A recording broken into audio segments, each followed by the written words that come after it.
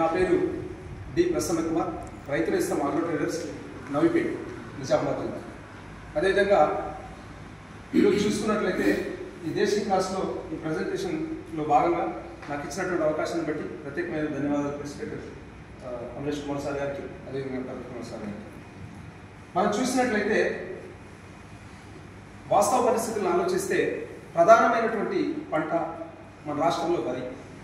నిజామాబాద్ జిల్లాలో చూసినట్లయితే దరిదాపు 5,70,000 ఎకరాల్లో 4 లక్షల పైచీలుక ప్రధాన వరి పంటలు పండిస్తున్నారు. ఎందుకంటే దానికి ప్రభుత్వాలు జలవనరులు సమకూర్చాయి. దాన్ని బట్టి మిగతా పంటలు కొద్దిగా వాటిని తగ్గించి వరిని ప్రధాన పంటగా వేసుకోవడం జరుగుతుంది. అయితే మన రాష్ట్రంలోనే కాదు, దేశంలోనే కాదు, ఆసియా ఖండంలో ప్రధానమైనటువంటి సమస్య ఏంటంటే వరికి కాండం తొలుచుకోరు, రైస్ ఎల్లో స్టెమ్ బోర్. ఇది ఏదైతే మోనిఫాలిగస్ పేస్ట్, ఈ యొక్క ఏదైతే మోనిఫాలిగస్ అంటే ఇది ప్రత్యేకమైన వరికి మాత్రమే ఉంటుంది. అనేక పంటలలో వచ్చేటువంటి కాండం తొలుచుల పురుగు ఇది కాదు, అవి రకరకాల ఇతర, అది పాలిఫైగస్ పేస్ట్ అని. అంటే ఇప్పుడు వంగలో ఉంటుంది, అనేక పంటల్లో ముగి పురుగు ఉంటుంది, కానీ ఈ వరిలో ఉండేటువంటి ఇది మాత్రం డిఫరెంట్, ఎల్లో స్టెమ్ బోర్ అంటాం. దీనివలన ప్రధానంగా వరి పంటలో 35% డ్యామేజ్ జరుగుతుందని సర్వే చెప్తా ఉన్నాయన్నమాట. 35%. అంటే మనం డీలర్గా మనం చూసినట్లయితే మా దగ్గర రైతులు వచ్చినప్పుడు ప్రధానంగా పిలకలేసే దశలో, అంకురం ఏర్పడే దశలో, 2 దశల్లో కూడా ఈ యొక్క కాండం తొలుచు పురుగు అటాక్ చేసి ప్రధానంగా 35% వరకు డ్యామేజ్ చేయడం జరుగుతుంది.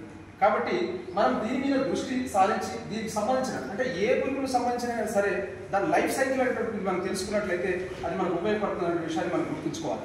ఒకసారి నేను వేరే మిత్రుడి డీలర్ షాప్లో నేను కూర్చున్నప్పుడు అక్కడ ఒక సైంటిస్ట్ రావడం జరిగింది, పెస్టిసైడ్ కంపెనీ సైంటిస్ట్. ఆయన చెప్పాడు అన్నమాట, నాకు ఇలా దీని సైకిల్ లైఫ్ సైకిల్ ఉంటుంది, అది ఏం చేయాలంటే ఇక్కడ మనం ఎగ్స్ పెట్టినటువంటి దశలోనే మనం నీమాయిల్ 10,000 ppm నీమాయిల్ కనుక ppm అది మనం స్ప్రే చేసినట్లయితే అక్కడ మనం కోడి పిల్లలు పొదిగేస్తే అన్ని గుడ్లు మాత్రం పిల్లలుగా బయటికి రావు, కొన్ని చీగుడ్లు అయిపోతుంటాయి మన స్థానిక భాషలో అనుకుంటాం. అట్లా దాన్ని స్ప్రే చేసినప్పుడు పెస్టిసైడ్ తప్పించి ఇక్కడ ఇవన్నీ చీగుడ్లు అయిపోవడం జరుగుతుంది. దాని వాసనకి తల్లిపురుగు కూడా రాకుండా ఉండడానికి అవకాశం ఉంటుంది అన్నమాట. కాబట్టి ఈ ప్రధానమైనటువంటి కాండం తొలుచు పురుగు పైన డీలర్గా మనం బాధ్యత తీసుకున్నట్లయితే మన రాష్ట్రంలో ఆహార ఉత్పత్తిలో భాగంగా మన బాధ్యత నిర్వర్తించే వారిగా అవుతామనేటువంటి ఆ ఉద్దేశంతో ఈ వరిలో కాండం తొలుచు పురుగు గురించి చెప్పడం జరుగుతుంది. అయితే ఈ కీటకం పేరు stem bore, rice stem bore, కాండం తొలుచు పురుగు. దీని యొక్క శాస్త్రీయ నామం స్కిపోరాపెగా ఇన్సెక్టులస్.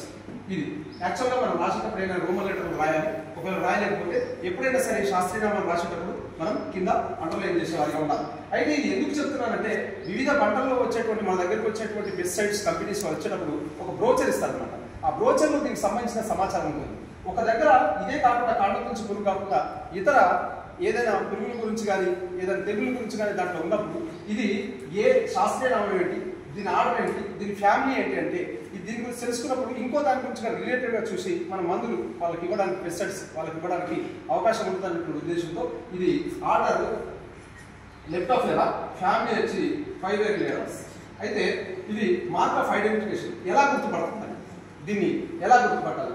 ఇది ప్రధానంగా మనం చూస్తే ఖరీఫ్లో, రబీలో పిలకలేసే దశలో, చీకొట్ట దశలో ఇది మనకు వస్తూ ఉంటుంది. ఇక్కడ చూసినప్పుడు ఈ పురుగును మనం రెక్కల పురుగు దీన్ని చూసినప్పుడు ఇది ఆడపురుగు, మగ పురుగు 2 ఉంటాయన్నమాట. ఆడపురుగు మనం చూసినట్లయితే ఈ వింగ్స్ 2 టైప్స్ ఆఫ్ వింగ్స్ ఉంటాయి. ఫ్రంట్ వింగ్స్ లో ఇక్కడ 2 మచ్చలు ఉంటాయి. ఇక్కడ ఈ పురుగును గుర్తుపడతారు. అంటే మనం రైతు లాగానే రకరకాల పురుగులు ఎగురుతూ ఉంటాయి. దానికి ఈ స్టెమ్ బోర్కు మందు ఇవ్వాల్సిన వచ్చినప్పుడు దానికి ఏ విధమైన గుర్తున్నటువంటి విషయాన్ని మనం రైతుని ఎడ్యుకేట్ చేయాల్సినటువంటి అవసరం ఉంటుంది. ఎందుకు ఇంతగా నొక్కి చెప్తున్నానంటే ఇది ప్రధానమైన సమస్య వరిలో. దీనికి మించినటువంటి సమస్య మరొకటి లేదు.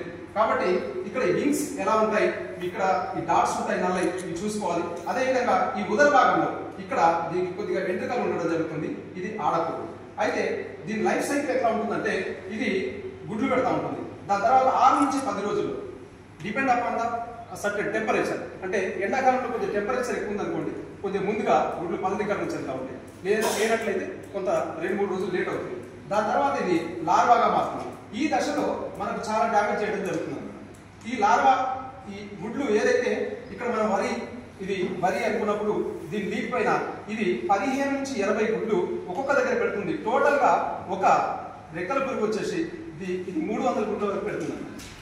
300 గుడ్ల వరకు ఇక్కడ పెడతా ఉంటుంది. దాని తర్వాత లార్వా స్టేజ్ నుంచి ప్యూపా దశలో పెడతా ఉంటుంది. ఈ లార్వా స్టేజ్లో ఉన్నప్పుడు మనం పెస్టిసైడ్ ఇమ్మీడియట్లీగా ఈ లార్వా గుడ్డు ఫలదీకరణ చెందినట్టుగా రైతు గమనించినట్లయితే ఇక్కడనే మనం తక్కువ డోసేజ్ మందులు పిచికారీ చేసుకున్నట్లయితే ఈ సమస్యను మనం అధిగమించగలుగుతాం. తర్వాత ప్యూపా దశ.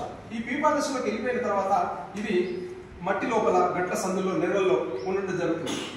దీనికి అనుకూలమైన పరిస్థితుల్లో ఒక్కొక్కసారి సంవత్సరం తర్వాత కూడా రావడానికి అవకాశం ఉంటుంది అన్నమాట.